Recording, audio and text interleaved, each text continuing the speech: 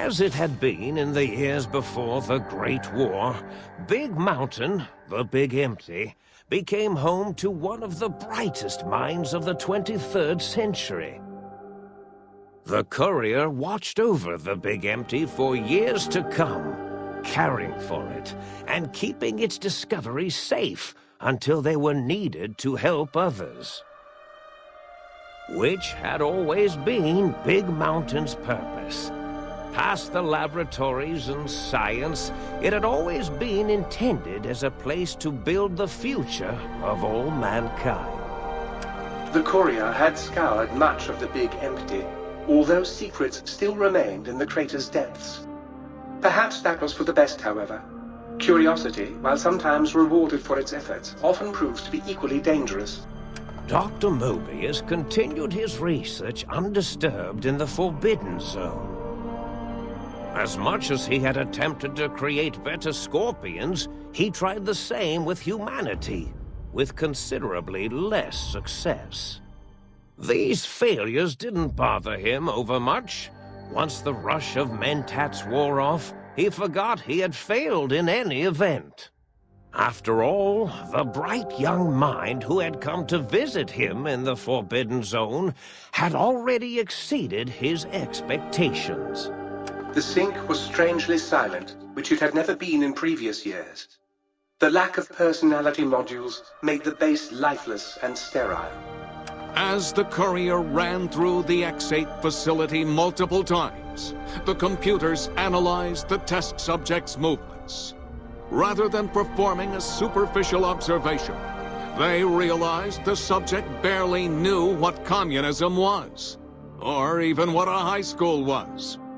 This confused them for a time, until the facility finally realized that its research had succeeded.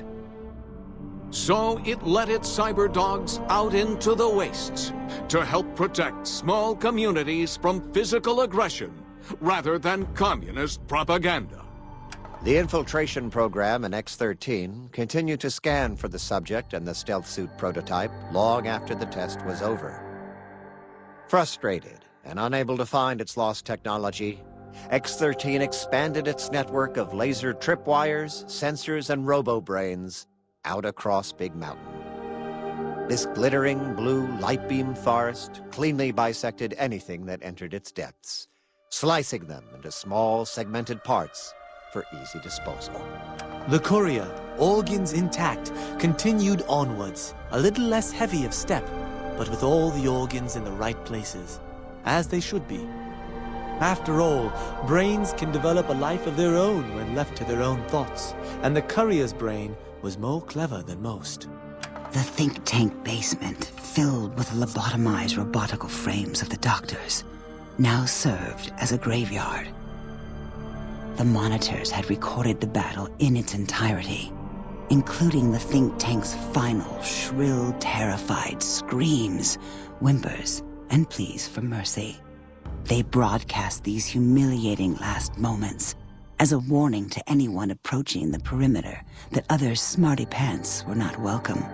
The Courier was the inheritor of the Big Empty, and there was room for only one will in the halls of the think tank dome. There is an expression in the wasteland, old world blues. It refers to those so obsessed with the past they can't see the present, much less the future, for what it is. They stare into the what was, eyes like pilot lights, guttering and spent, as the realities of their world continue on around them.